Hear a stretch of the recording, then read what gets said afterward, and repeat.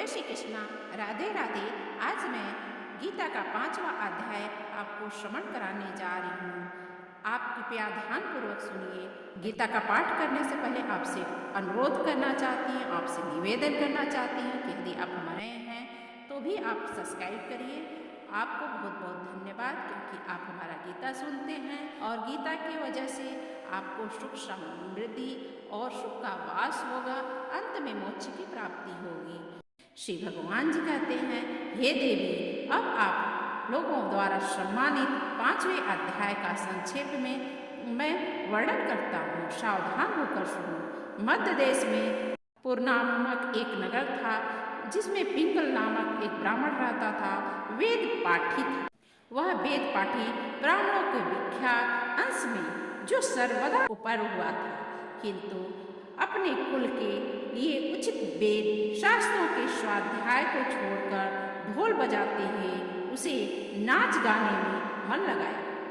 नृत्य, गीत और बाजा बजाने की कला में परिश्रम करके पिंगल ने बड़ी प्रसिद्धि प्राप्त कर ली और उसी से उसका राजभवन में भी प्रवेश हो गया। अब वह राजा के साथ रहने लगा। स्त्रियों के सिवा और कहीं उसका मन नहीं लगता था। बड़े बड़े अभिमान बढ़ जाने के कारण वह उछल रहा था। वह एकांत में राजा से दूसरों के दोष बताने लगा। पिंगल की एक स्त्री थी जिसका नाम था अरुणा। वह नीच कुल में उत्पन्न हुई थी और कामी पुरुषों के साथ विहार करने की इच्छा से सदा उन्हीं की खोज में घुमा करती थी। उसने पति को अपने मार्ग का कंटक समझ करके एक दिन आधी रात में घर के भीतर ही उसका सिर काट डाला और उसकी लाश जमीन में गाड़ दी। इस प्रकार प्राणों से विमुक्त होकर के वह यमलोक पहुंचा और भीषण नरकों का उपभोग करके निर्मल वन में गिद्ध हुआ। अरुणा भी भगंदर रोग से अपने सुंदर शरीर को त्याग कर घोर नरक भोगने के पश्चात उसी वन में सुखी हुई। एक दिन वह दाना चुगने की इच्छा से इधर उधर कूदती थी। इतने में ही वह गिद्ध ने पूर्व जन्म के बैर का स्मरण करके उसे अपने तीखे नखों से फाड़ डाला। सुखी घायल होकर के पानी से भरी हुई मनुष्य की खोपड़ी में गिरी। गिद्ध पुनः उसकी ओर झपटा। इतने में ही जाल फैलाने वाले बहेलिये ने उसे भी बाड़ों का निशाना बनाया। उसकी पूर्व जन्म की पत्नी सुखी उस खोपड़ी के जल में डूब करके प्राण त्याग चुकी थी। फिर वह क्रूर पक्षी भी उसी में गिर करके डूब गया। यमराज के दूत उन दोनों को अपने लोक ले गए। वहां अपने पूर्वकृत पाप कर्म को याद करके दोनों भी भयभीत हो रहे थे। तदंतर राजा ने जब उसके घृणित कर्मों पर दृष्टिपात किया तब उन्हें मालूम हुआ कि मृत्यु लोक के समय अकस्मात खोपड़ी के जल में स्नान करने से इन दोनों का पाप नष्ट हो गया है। तब उन्होंने उन दोनों को मनवांछित लोकों में जाने की आज्ञा दी।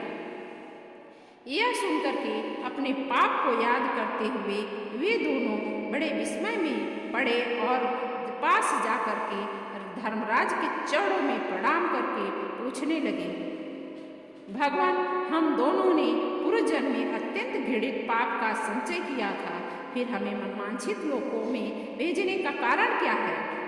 यमराज ने कहा, गंगा के किनारे वट नामक एक उत्तम ब्रह्मज्ञानी रहते थे। वे एकांतवासी, ममता रहित, शांत, विरक्त और किसी से भी द्वेष नहीं करते थे। वे प्रतिदिन गीता के 5वें अध्याय का जप करते थे और सदा ही नियम पूर्वक पाठ करते थे। 5वें अध्याय का श्रवण करने पर महापापी पुरुष भी सनातन धर्म ब्रह्म का ज्ञान प्राप्त कर लेता है।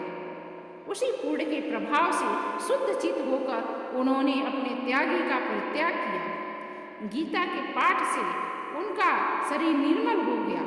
गीता के पाठ से जिसका शरीर निर्मल हो गया था, जो आत्मज्ञान प्राप्त कर चुके थे, उन्हीं परमात्मा महात्मा की खोपड़ी का जल पा करके तुम दोनों पवित्र हो गए। अतः अब तुम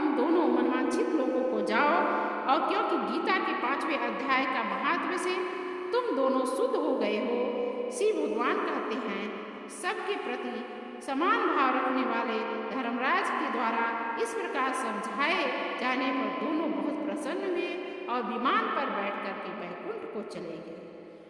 तो इस तरह तो है गीता का 5वां अध्याय। यदि आप भी सुने होंगे तो आपको भी ऐसा ही लाभ होगा। आप भी यह कथा श्रवण करिए और दूसरों को भी सुनाइए, दूसरों को भी शेयर कीजिए, जिससे कि उसको भी फल प्राप्त मिले हो और आपको भी फल प्राप्त हो। यदि आप सुनोगे तो आपको भी फल प्राप्त होगा और दूसरे के सुनाएंगे तो भी फल प्राप्त होगा। तो आप कृपा करके जरूर शेयर कीजिए, क्योंकि ये गीता का पाठ है। यदि आप श्रवण करेंगे और दूसरों को श्रवण कराएंगे तो आपको मनवांछित फल की प्राप्ति होगी। ओम हर हर महादेव। जय श्री कृष्ण। राधे राधे।